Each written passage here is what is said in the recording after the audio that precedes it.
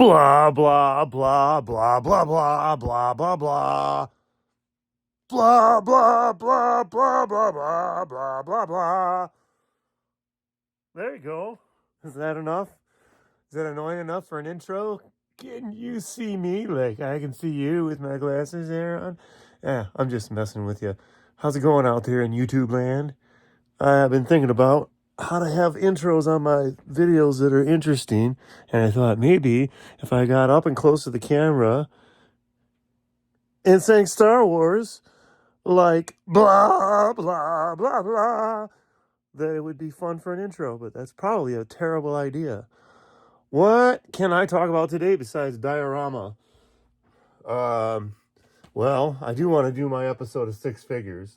So I'm going to do this stupid video really quick because I added one more figure. You can see him right there. I'll talk about him in just a second.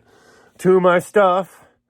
And I was going to do an episode of Six Figures plus another one and then a Black Series Six Figures episode. But I just kind of threw a monkey wrench into the mix because I added another figure to it. So I'm going to have to figure out how to split these guys up and get the episode together. But I don't need to ramble like that about, nonsense. I already talked about Greebles the other day. And my last video that I haven't uploaded yet, but by the time you see this video, you will have seen the other one, hopefully. I talk about making speeder bikes out of inhalers. So, yeah. I'm getting to that point where I'm about ready to go dig up all my Greebles and start gluing stuff together out of stuff. Problem is I run out of room to do it. So, you can't see me here because I'm in the corner here. As you can see, I am in the middle of creating some form of diorama.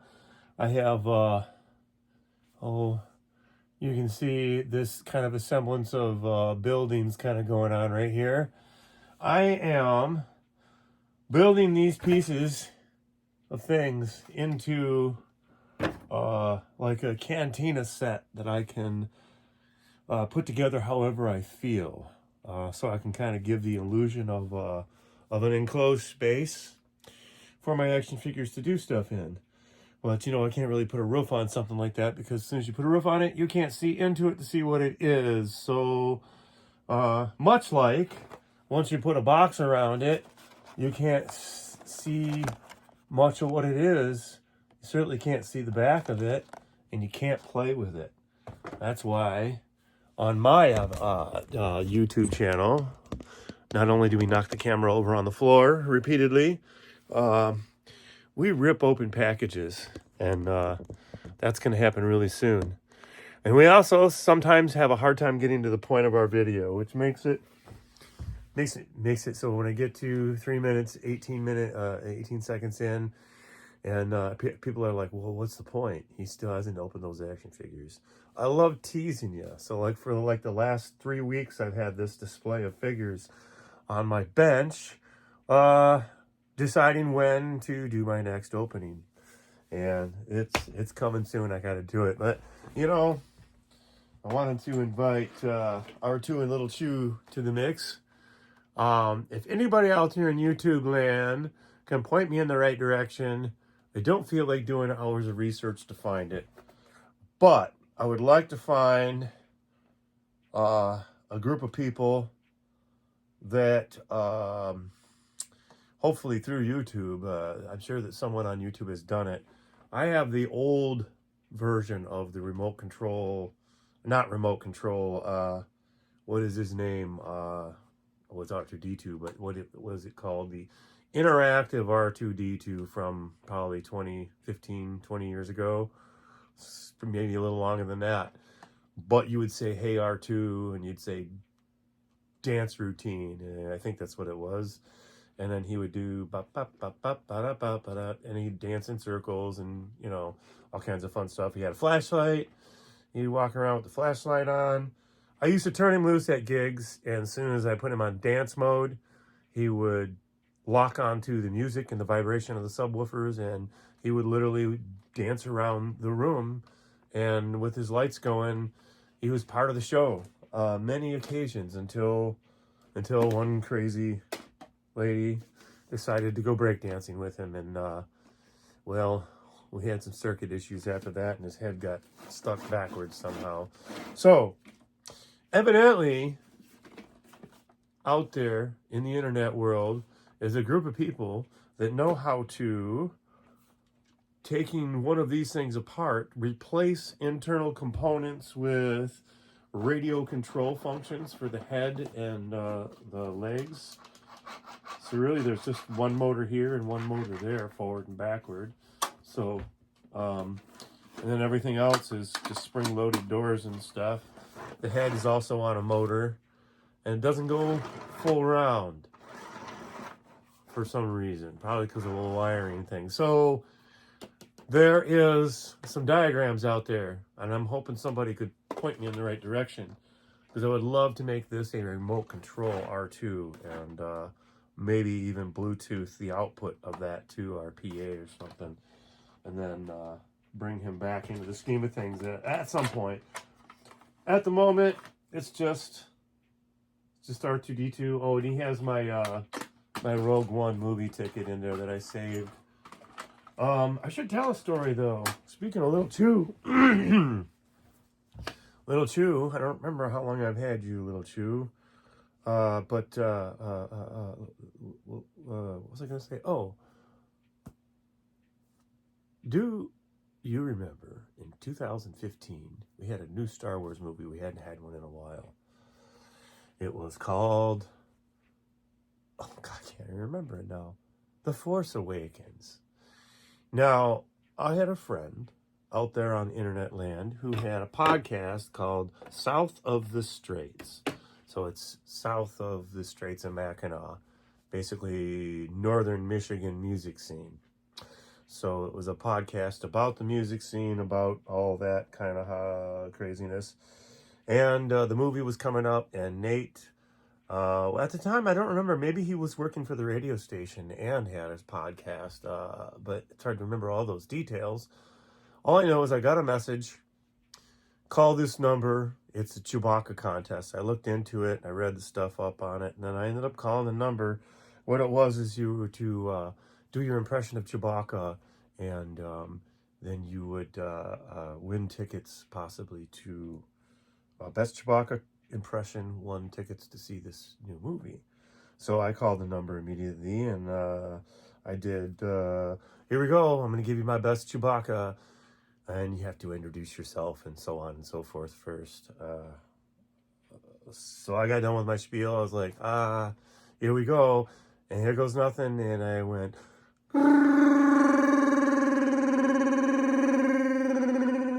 now that's no sound effect, that's me doing my yawn and gargle. That's how I do Chewbacca, with a few grunts mixed in there, and many, many years of being a nerd, I did my Chewbacca impression. And that won me tickets, because not only did I did that, and I said, oh, and just for good measure, I want you to know how good of a Star Wars fan I am. So here we go again.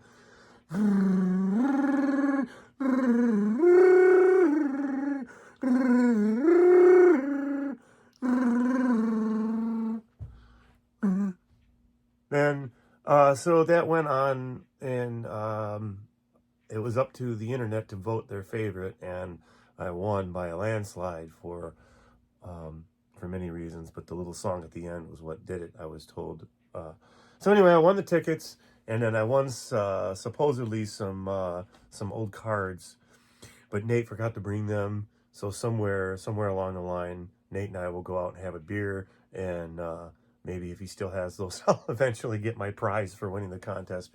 It was some trading cards from the 80s, 70s, 80s with could possibly have the rare C-3PO card that has a certain image that is popular or unpopular depending on who you talk to. But anyway, I don't want to get into that. He was supposed to give that to me, but he forgot to bring it. So one of these days when I see Nate, I'm going to actually get my prize, my second prize. I saw the movie, and but anyway, I'm just rambling because I wanted to do a video and introduce Artoo and Little Chew to the mixture and talk about my Chewbacca impressions that I don't do very often. But I'm about to do another video and reorder all this stuff. And we're going to do a couple of episodes of Six Figures tonight and get this over with so I can reclaim my bench and get back to being another kind of nerd where I can start kit bashing stuff. I got lots of toys back here to tear apart and glue other stuff too. And clean my shop and get my opposite where I'm pointing past the camera and over to my window over there. I want to turn that section over there into my paint apps area so I can separate my pens and pencils and markers and all that kind of stuff, and also bring out my some of the drafting supply stuff, but mainly my testers paints, the little teeny tiny bottles of paints for doing paint apps, because like I said in the previous video, I've got, like, for instance, I've got 4 HK87 droids, and I'm shooting for at least 2 more, maybe even 4 more, just to have enough to make enough of a menagerie of, because they're very articulated, so they can pose a lot of different ways, with or without blaster, with or without staff, or both of those, or whatever combination of.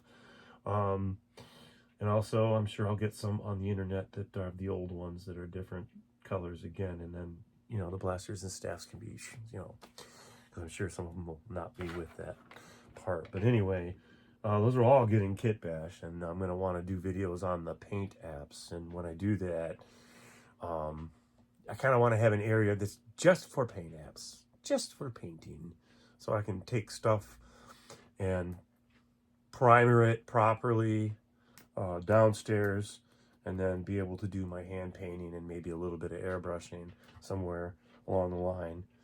Because if I get back to having that cleared out like I'd like it, then it'll leave room for me to have a small air compressor and some airbrush equipment that I could pull out and use on occasion. And who knows, maybe I'll end up reworking one of my tool carts and do an airbrush cart at some point if it works out that way. I don't know. In the meantime, yeah, it's just another day in the shop hanging out and cleaning some tools and getting ready to mix this stuff up. So again, yeah, I've definitely got to reorder a few of these things, and oh yeah, I see what I'll do. I'm gonna ditch a Ray and get this guy and move him over here. So yeah, we'll get Ray back there too. And they're all falling over. This is kind of stupid. All right. I'm going to stop this video. I'm going to reorder this stuff and get ready to do my video. And hopefully tighten up this bracket so it stops falling on me.